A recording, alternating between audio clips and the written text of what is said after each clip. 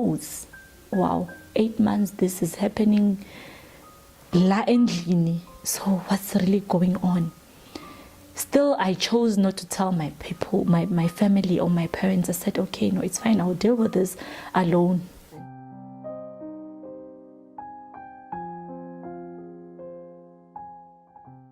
So fast forwarding my testimony, then I was taken to the cemetery where I was supposed to be given another powers that I have to work with when ngihamba nyamasontweni to go and destroy.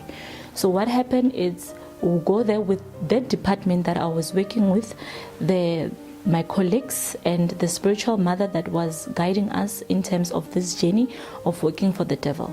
So when we get there, we chose one cemetery that was in the middle of the whole cemetery, and then they told me that, do you believe that the devil has power more than God? At that time I was not really sure, and then the time I wanted to reply them, and then my spiritual mother stand in front of me, and then I kuluma with the language eyabo lebe sikhuluma at the kingdom of darkness, and then ibitla like the batin, yes, yavulega, yeah, the grave yavulega, and then instead of coming out the person wapuma ilight qala, that it was to blindfold me to see was, oh really, Kamampela, the devil has power more than God, you know. And then and then someone just came out from that tomb, umuntu unebungu all over, uyavuka uyahlala, and then bathi kimi sizomkhomanda futhi alale, and then you have to sleep on top of that person. This is the spirits. You must carry them whenever you go to every church. You must go and destroy. I did that. So when I was sleeping there, there were 7 men that they were supposed to sleep with me. Every man has a different spirit. So I slept with them by 7, and then bashia emoya nje phakathi kimi. Mangivuka laphayana, I was having this strength engayazi ukuthi ibuya ngakuphi. I was now starting to enjoy what was happening, because at that time I could feel ukuthi I can do anything and everything I want. But what was puzzled ekhaya, umama bekabona ukuthi no, something is wrong with this woman. And believe you me, I couldn't even operate when my mother is inside the house. I couldn't even operate. I couldn't even go out. I will be punished forever. So now what happened is, in the kingdom of darkness, we don't sleep.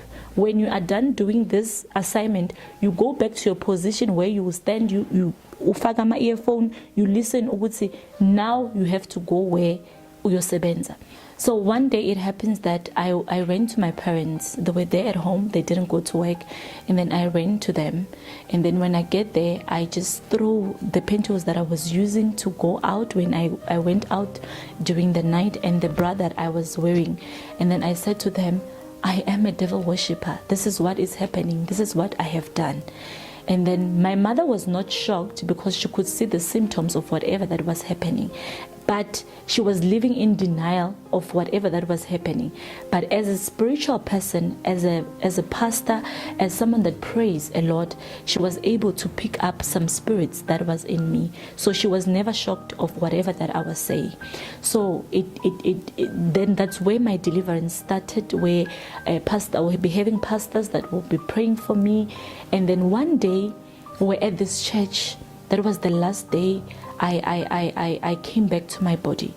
One day we're at this church, and then praise and worship, they were worshiping God in truth and in spirit, because it's very much important when the devil sent agents to churches.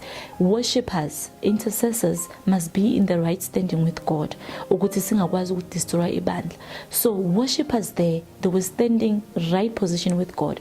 When they started worshiping, even the battery that I had here, that I had it at the back of my neck, couldn't reflect anymore. It would reflect to say, get out of the place, because something is coming down, but I couldn't even hear what was happening.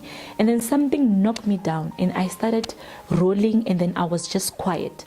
In my quietness, I was now out of my body. I went to the kingdom of darkness. So when my mother explained things, because I was not there to see what was happening, when my mother explained things, she said from 10 o'clock until 5 p.m. I was down And then she took me home. We're in her bedroom. When she get to her bedroom, she said she putted me down. When she put me down, she started to worship. And then she said she saw me lying and then raising my two leg up engathi ngifuna ukuzala umntwana, and I was pushing so hard, and then those objects zaphuma kwaphuma amatshe that I talked about ukuthi it was amatshe that were closing my womb. So all the projects that I spoke about that they bangenise zona spiritually, it came out in real life. They could see this is a stone, this is money, this is a nail, this is a battery, this is what. And then the last object that came out was I was at church where the worm and that little snake that it was a tracker came out. I vomited it out, and one nail that was here, I vomited it out, and then the 3 nails came out from my private part.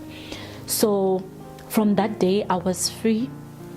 I couldn't see my parents or my family for years because I would just come in and go out to my body. So I didn't, as a child, I didn't have this thing of saying this is a family. I will spend time with my family because I was always not in my body. So the first person that I requested to see was my parents, was my mom. And then they told me that she's there, and then I went and hugged her. And then that's when I started now to pick up myself, going to church, praying, because now and then, time and again, there will be attacks, but not as the way I was at that kingdom of darkness. And then it came a point where I was now completely delivered. What happened? I saw myself ingathi bayaza bazongilanda ebusuku. So when they take me, they were able to take me, and then bangilanda, bafika bathi they want to sacrifice me because I have now exposed them, and I have ngivumele the other power, which was the power of God, ukuthi overpower, so I can confess or whatever that I was confessing. So bangithatha bangiyisa to this department that lababulela khona abantu. Bathi kimi bamele bangibophe bakwazi ukuthi bangihlabe, and then my blood ikwazi ukuthi iphume, so I can become a Satanist. There's a difference between a devil worshipper and a Satanist. A devil worshipper is someone that is working from the kingdom of darkness but coming back to the body, unimbona endlini. And then a Satanist is someone ebamthwebulile okhona le, like every now and then, but nimlahlile ngapha, nimncwabile ngapha, but that person is that side is working. So now before bathi bayangihlaba, I hear a voice, it give me, look up to the window. And then ngabheka ewindweni. And then this voice said to me, start to sing, Jesus, what a wonder you are. I started to sing that song. And when I was singing the song, I felt like many people are joining me to sing that song. At that time, and then I was told that stand up and start running. You have to go back to your body. You will never come back anymore. I could hear the voice saying that. And I was singing the song, Jesus, what a wonder you are. Jesus, what a wonder you are. And I was running. So where I was running is like a tar road, and there was a light that was just lighting for me, so I can be able to see the way where I was running.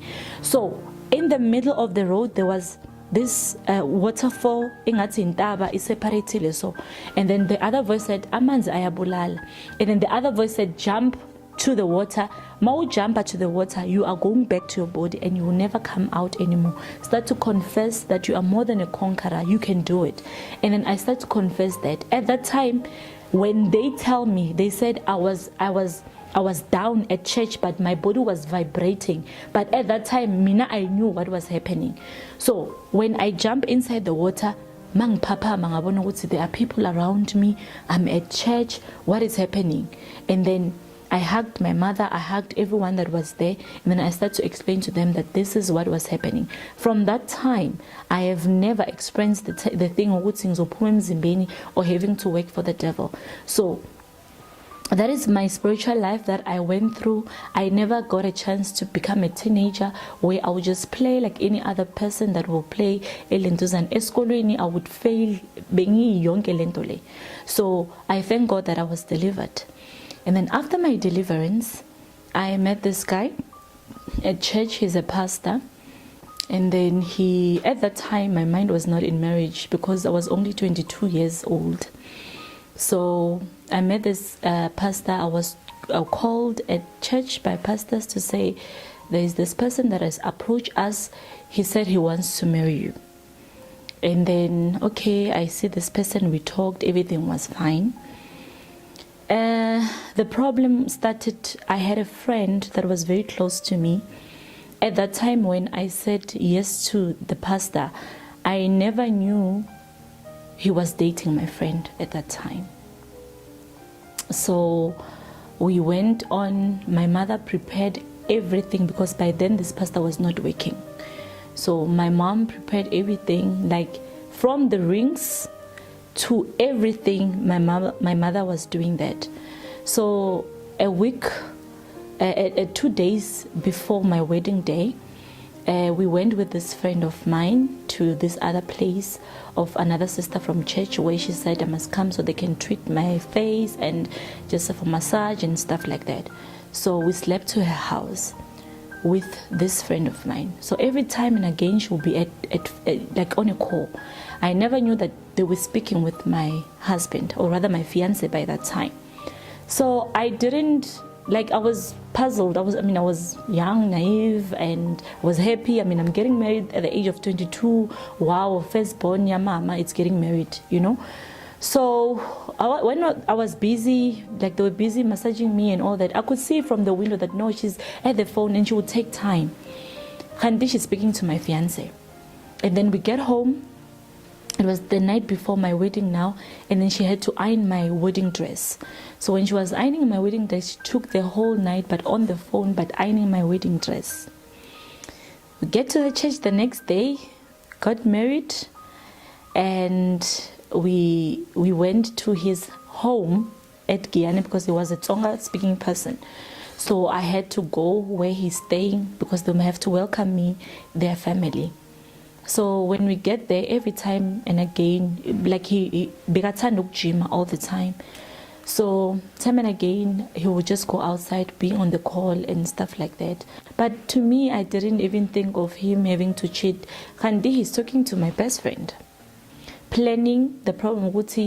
They need my mother, because she's a pastor, must ordain him so he can go and open another church at Guyana, so he can just receive a certificate. So now I was being a way rather of being used to get through to my mother. I didn't know. So now we came back to Johannesburg, and then there's this other person from our church that offers us a house to say, you guys can go and stay to this house. I don't have a problem. So this thing continues until one morning I had this feeling that something is wrong.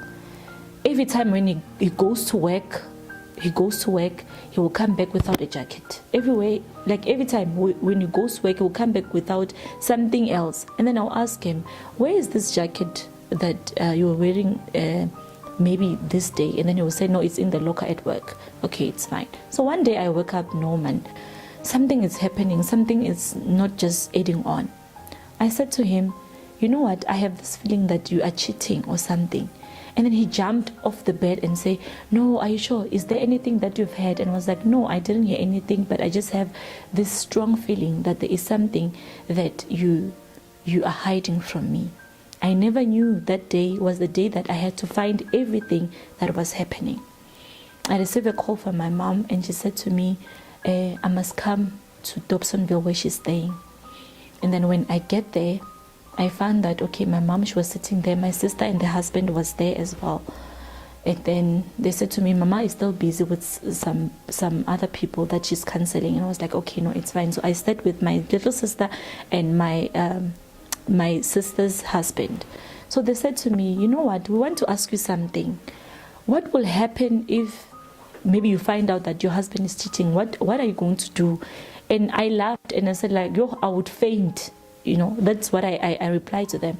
I said, I will faint. But by then they knew that this person is cheating, and is cheating with someone that is close to me, my best friend for that matter. So how did they find out? This other day, my husband was using a public transport. So there was this lady that he didn't know that this lady was my mother's friend long time ago, back then at school. So he explained to her that, you know, I'm in this mission, I'm now going to marry this girl, but I want to do, this is what I want to achieve the certificate, but the person that I love is this person, which happens to be the same church. So that lady, because she knew my mother, she went and told my mother that this is what is happening. So that's how they found out Ukuthi he's cheating. So we're called, he was called. So when I get to the church where my mother was, after I've talked to my little sister and her husband, and then I saw him there with this lady. So I thought, okay, him and my mother are counseling this lady, because I never knew the lady by then. And then I went back home again. When I get back home, I found that this best friend of mine, she's there with two women from our church. They were counselors by that time. And then I hugged her. Oh, friend, how are you? You know, I don't know anything that is happening. They've approached him. This and this and this has happened. Mind you, it's just a week being married to this person, and this thing, ziphumela ngaphandle. And then after that, I was called in. When I get to the office, how everyone is seated down. My husband is sitting there. My friend is sitting there. The pastors are sitting. My little sister and the husband are sitting there. So in my mind, I was like, what have I done? Maybe there's something I did. I don't know. Fine. I was offered a chair, sit there, and I sit there. But I had a problem. Why am I not sitting next to my husband? My husband is there. So I sit where they said I must sit. So my mom started crying. What is going on? What's wrong? And then she said to me, take off your ring. Take off my ring? What's really going on? And then I took off my ring, but the watch and the bracelet, I didn't take them off. So when I was taking off my ring, my mom said, we are here to tell you that your husband said for him to marry you, it was a mistake. He never loved you. The person that he loved was this, your friend. For a minute, I froze, because one, this person, I was telling her everything, every step, what we do with my husband, everything that is happening in that house. I never knew that they were together for such a long time, even before we got married. And then I have this thing, oh, okay, now I remember why she was crying when I was now I remember what this was happening. So I was just having those things in me. So behind me, there was, because there was the office, there was a small printer, icon. So because I didn't know what to do, I had to take that the small printer, and then angazi ukuthi isuke kanjani from the plug. So ngithi ngifuna ukuyiphonza la bahleli khona, kanti this ubaba lo bekamfundisi bekakhona, he just blocked the printer. And then from there, I don't know what happened, I fainted. And then when I woke up, my mother was bekangishayela umoya, like, so angikhipha the ring and the bracelet. To tell you the honest truth, I was shattered. And I mean, getting married for 1 week, it was a big wedding. My mother wasted money, and he knew that he never loved me, or he knew, obviously, he was in a mission of achieving this certificate of being ordained to be a pastor so he can open another church. So I was very hurt. I was muted at some point. Why this has to happen to me? I mean, I'm from this kingdom. I've been struggling to this kingdom, and now this is happening. I thought I was going to be happy because this person, okay, he fears God, is a man of God. Why this is happening? And then we had a last meeting with all the leaders, and he was there, she was there. And then I said to my mom, I cannot go back to him. These people love each other. They've been together for a long time. So I have to accept that I was just a tool to let them, or rather link them together. So what I will say to him is that thank you for making me to wear this beautiful gown that I was wearing, that it's every girl's dream to find yourself being in that gown. So after the meeting, my life was just upside down. I couldn't talk. I was this person that will always crying and like behind doors, but my family, my mom, my sisters were there for me. I never went to counseling.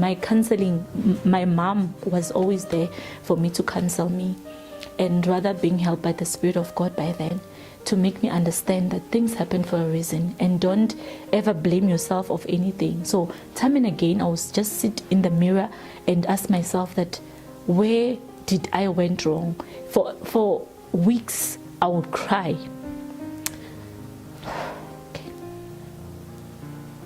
For weeks, I would cry because I would ask myself, what's really going on with me? I passed through that by the help of God.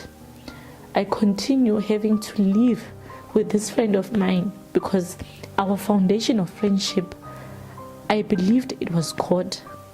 Though everything and anything that has happened, going forward, I decided myself that, you know what, let me just forgive her.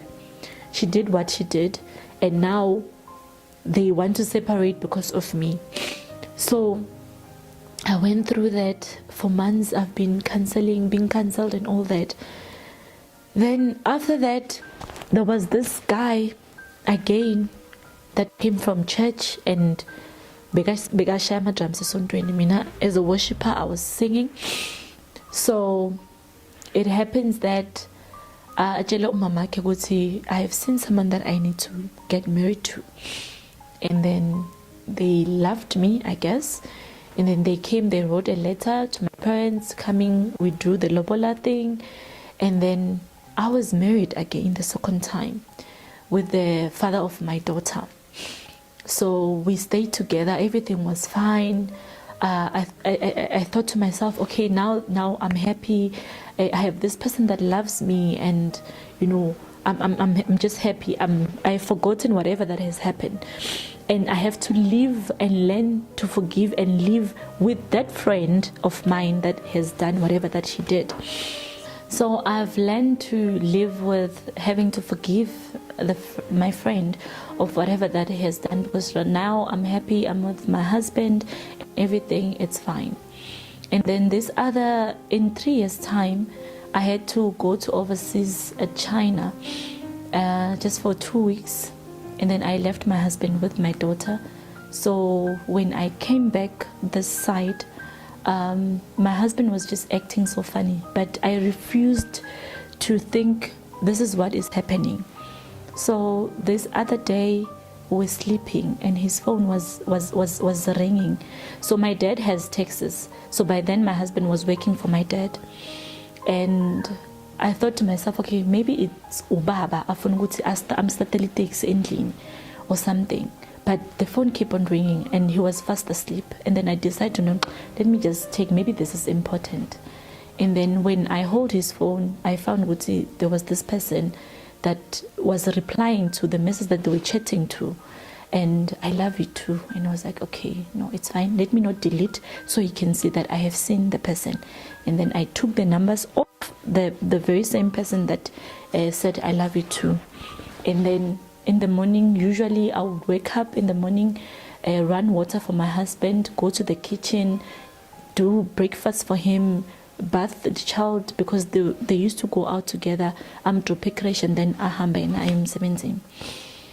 So I said, no man, I have to call this person. Who is this person? So at that day, he delayed to go to work because when he was bathing, he saw that there's a message that came in and I have opened it. So he was just not all over the place, and he will come time and again, love, are you okay? And I was like, yeah, I'm fine. You know, are you okay? Yes, I'm fine. He will go out and then come back again to the gate. Are you okay? Yes, I am fine. So that's when I saw something was wrong. Then he went to work. I woke up, I cleaned the house, finishing cleaning the house, I went and buy airtime. I sit down, and then when I saw these numbers, they have WhatsApp. So when I checked the profile picture, it was a lady, and I was like, okay, I don't know how do I approach this, but not this time again that I will lose a husband because of someone else.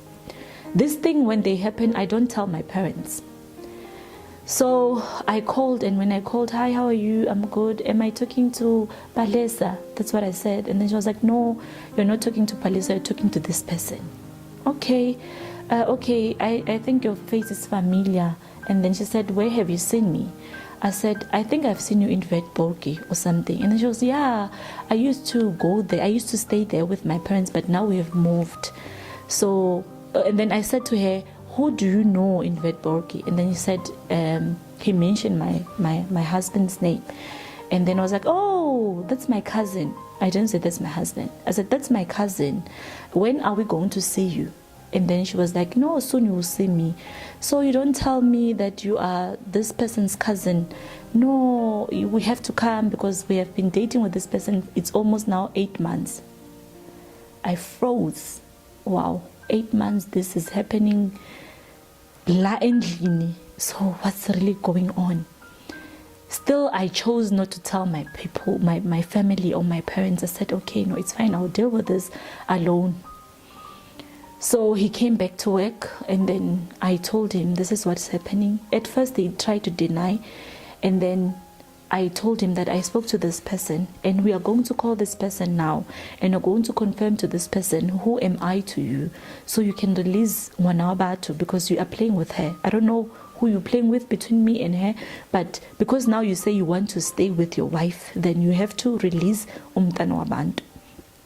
So we call this lady, and then I'm to know he's been lying. He has a wife and a daughter and whatnot. And then the lady said, but you said to me you've separated long time ago with your wife, you're only left with your daughter. Okay, no, it's fine. I just brush it off. And then it continues. They were meeting now without me having to see. This other day, my little sister and my mother went to fasting. So they left something at home. So I had to drive and ngiyobanikeza yona. Mangifika la endaweni la bebakhona, my sister said to me, your husband is leaving. And I was like, my husband is leaving. So I was living in that denial. No, my husband can't leave. I mean, we love each other. We have a daughter. We've been together now for over 4 years. So how can he leave me? And then she said to me, if you don't leave him before if you don't leave him, he will leave you. This week, Inje, your husband is leaving. I remember it was the 26th of December. So I went home. I was crying when I was driving that, Lord, why do I have to go through this? What is happening with me? Would I ever find happiness? I'm struggling. I'm driving. I couldn't even tell them that in 2 months back, this is what I have found. So when I get home, and then I decide, no, let me just take his phone and just browse and see what's really going on. When I opened his phone, I found this message where the lady that he was cheating with telling him that he's giving him till Friday. If he's not leaving me on Friday, then she's bound to move on with her life. I was shaking. And then I didn't ask him about the message, just put the phone down there. And I was crying. And then he wakes up, he said, what's wrong? I said, no, I was praying. And then he said, you look so stressed. No, I was just praying. So I had this thing in me to say, someone's happiness must come first. And I lived in that shell for a long time where I'll have to put myself behind everything and I'll embrace this thing. This is mine. This is my pain. So I'll have to embrace it. So I went to church that day. It was Friday. I went to church. We were having a night prayer. So he didn't make it because he was working at night. So after 12, we came back. I went back home. So he was not there at home. And then I called him. I said, where are you? And then he said, I'm on my way coming back home. I said, I didn't cook. So if you can come back with something so we can eat. I said, okay. So, sorry. So when he get home, he find me. I was just lying on the bed. And I was like, I was so hungry.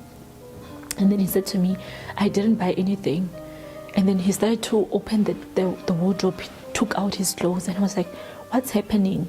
He said to me, I'm giving you time to think of what you want in life. And I was like, what do I want in life? What's happening? What's really going on? And then he said to me, this is just not working. So I am leaving. When you are ready to be with me, you will call me.